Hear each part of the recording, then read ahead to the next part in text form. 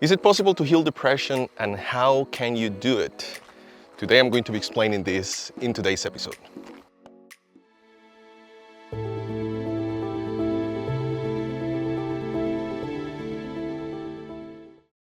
Welcome to a new episode of Inner Wisdom Life Guidance. Today I'm recording from Drumheller, Alberta. And finally, we have reached this third episode of this three-part video series about depression.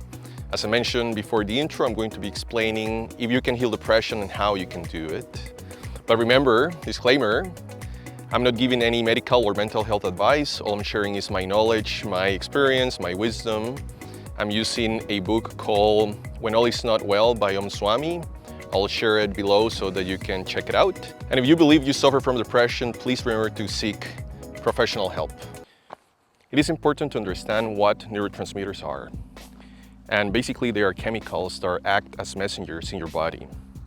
There are two kinds of neurotransmitters. There's ones that keep your brain calm, and there's ones that excite your brain. And they have to be in balance.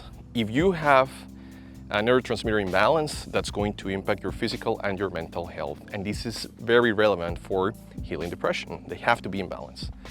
How do you keep them in balance? Okay, the source of neurotransmitters is your gut.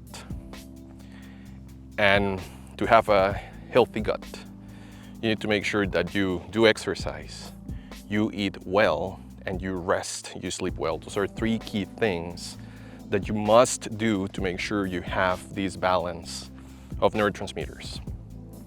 And of course, this is going to be very impactful on healing depression. You have to get to that balance, to that point. Now, as you said, you have to do exercise, you need to eat well, you need to sleep. And maybe you're wondering, how the hell am I going to do that if I'm suffering from depression? Well, my friends, the answer here is antidepressants. This is where antidepressants are very important in helping you with healing depression.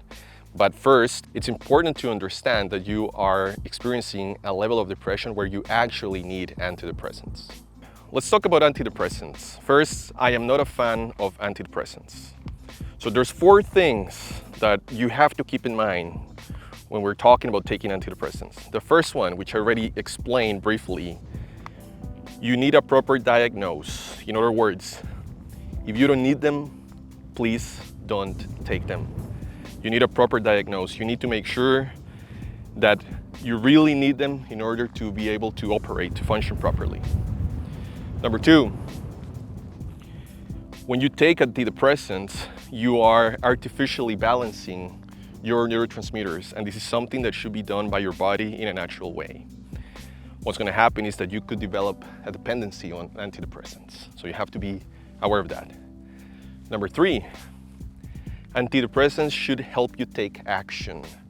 Remember what we said, if you're at a stage, at a level of depression where you can't do anything, you can't operate, take them so that you can actually have the discipline and the willpower to do exercise, to make better decisions on what you're eating, and be able to sleep. And of course, to feel better. That's all we want here, right? And fourth and last one, you want to take them temporarily. Just long enough that you could take these other actions that I just mentioned so that you can heal your depression, or at least get to a better place where now you don't need to take them anymore and you can continue with your actions by yourself. There are three key areas where you want to focus on for healing depression. The first one is physical healing. And what you want to do here, number one, is focus on your diet. You want to eat nutritious, organic, alkaline foods. Foods that are very high in nutrients and in minerals that are going to help you boost your neurotransmitters. And you have to focus on foods that are living foods. What I mean by living foods are basically plant-based foods, anything that sprouts. I'll share a list right now of foods that you can include in your diet to help you with your neurotransmitters balance. The second thing that you can do for physical healing is exercise, practice exercise. And the author of the book, he recommends yoga, but I will say find anything that you like. Yoga is very specific for mental health. It's also a spiritual practice. but try to find anything that you like, any sport, any physical activity that you really enjoy, do it, because that's going to help again with your neurotransmitters balance. For yoga specifically, there are several poses that you can do. The first one is sun salutations. The second one is child pose. The third one is shoulder stands. And the fourth one is shavasana. And I'll share videos on how you can do each of them. With that said, my opinion is for you to at least try to do sun salutations, child pose, and shavasana. And you should do these 1 to 3 times per day, at least 3 times per week. It's very important that you end your practice with shavasana. Shavasana is a pose. I'll explain right now because if I show you a video, it's just someone laying on the floor. But what you want to do is clear your mind. It's basically a type of meditation. You want to have your mind in blank while you're laying and just relaxing after your yoga session. If you're going to incorporate shoulder stands, it's important that you grow your practice to a point where you can actually do them, because it's not that easy. And if you are pregnant or if you had heart surgery, it's not recommended for you to do this pose. Something else that you can incorporate as part of your daily practice is breathing. There are 2 breathing techniques that you can follow. One is called alternate breathing and the other one is bumblebee breathing. I'm also going to add some videos so that you can see how to do it. Alternate breathing, basically you're breathing through one of your nostrils and you're covering the other one. So you inhale, then you switch and you exhale. Now you inhale through the other one, you switch and you exhale through the other one. And again, I'll share a video where you can see properly how to do it. And bumblebee breathing, you're going to block your ears, close your eyes, block your eyes with your hands, and then when you exhale, you're going to make a bumblebee sound. I'll also share a video with that for you. Let's talk about mental healing now. On a previous episode, I did this bonus episode about thoughts and the importance of thoughts and understanding thoughts. I highly recommend you watch that because that's going to really help you understand how to work with mental healing, how to do mental healing. So for mental healing, there's different things you can do. The first practice that you can adopt is still gazing, and that's a yogic practice that is called Trataka. What you are going to do is you're going to light a candle that's going to be 1 meter or 3 feet away from you at eye level. It's going to be in a darker room. You can have like a lamp or something like that. You're going to sit in a relaxing, neutral position, and you're just going to stare at the flame of the candle without blinking. That's the trick. And this is going to help you with your focus and your concentration. I recommend doing this once per day for 40 days, at least 40 days. And you should do it for, I will say, no more than 10 minutes. At the beginning, it's going to be very difficult. When you're trying to do it, you're probably going to cry. Well, it's not you're crying, but there's tears coming out of your eyes because you can't blink. You're not supposed to, and that's normal. So again, just listen to your body, see how you feel, and again, try to do it once per day. The second practice that you can do is witness meditation. You're going to sit on a meditation pose, and I'll share a link to my video where I explain how to meditate. So you're going to sit on a meditation pose, and all you're going to do is witness your thoughts. You're just going to acknowledge the thoughts that you have, and you will let them go. And that's all you're going to do. I'll recommend doing it at least for 10 minutes. I'll say try to build that up to 20 minutes. You want to do that twice per day. The third practice that you can follow is healing meditation. And I also explained that in a previous episode. I'm also going to share the link. And what you want to do is create a mantra, or you can have more than one mantras, where you are going to rewire your brain and think that you are healing, that you're getting better. You may want to do this at least once per day, and I will recommend to do it for 10 to 15 minutes. Important to remember when we talk about mental healing, you are what you think.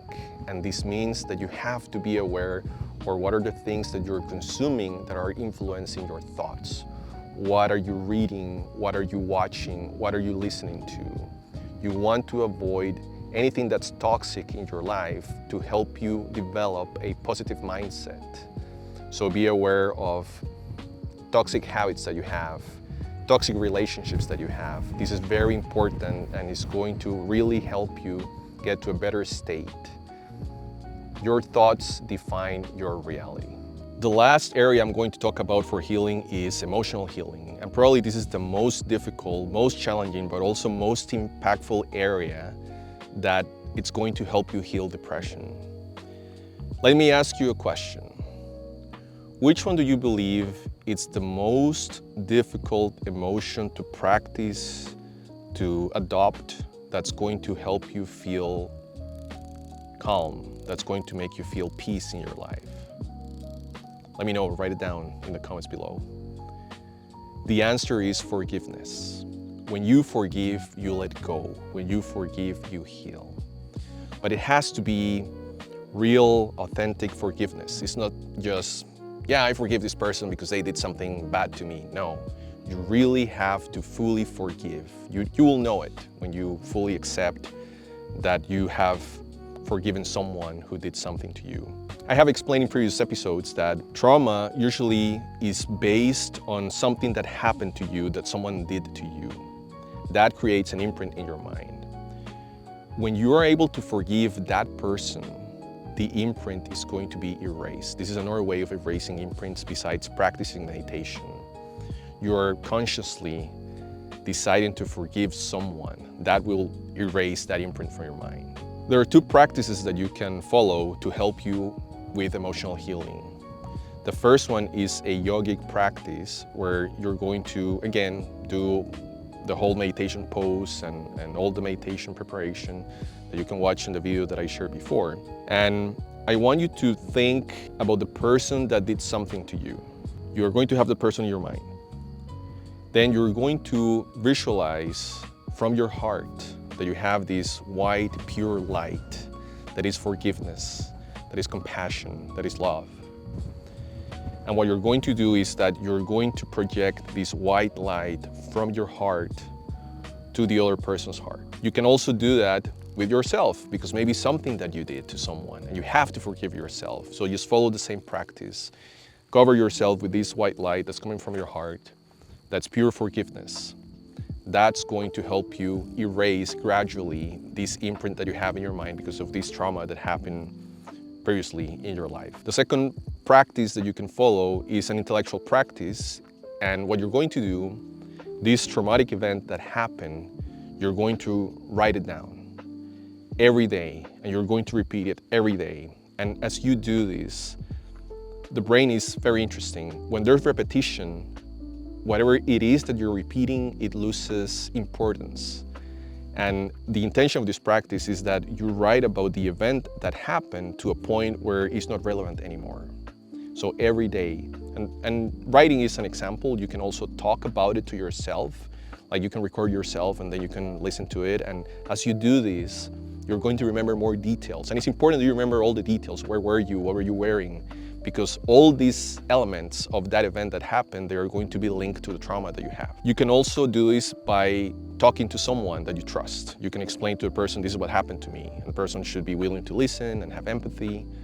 And the more you repeat it, as I said, in theory, the more that you repeat it, the faster that you're going to heal. Following this practice might sound a little bit scary because you might think that you're opening a can of worms. Suddenly you're revisiting this traumatic event that happened in your life that you still have to deal with. If you feel that way, you can do this practice with your therapist if you have one. But remember, it's always going to be difficult, especially if it's something that you haven't resolved yet. It's going to be difficult. But the more that you do it, the easier that's going to become. Remember, forgiveness is the key to heal your emotional aspect, your emotional area of your life. Forgive and let go. Thank you so much for watching today's episode. If you have any comments, any questions, let me know below. Remember to like, subscribe, and share this with someone who could benefit from the contents of this video. And if you want to book a one-on-one session with me, you can do it at iwlifeguidance.com. Thanks again. See you next week. Bye for now.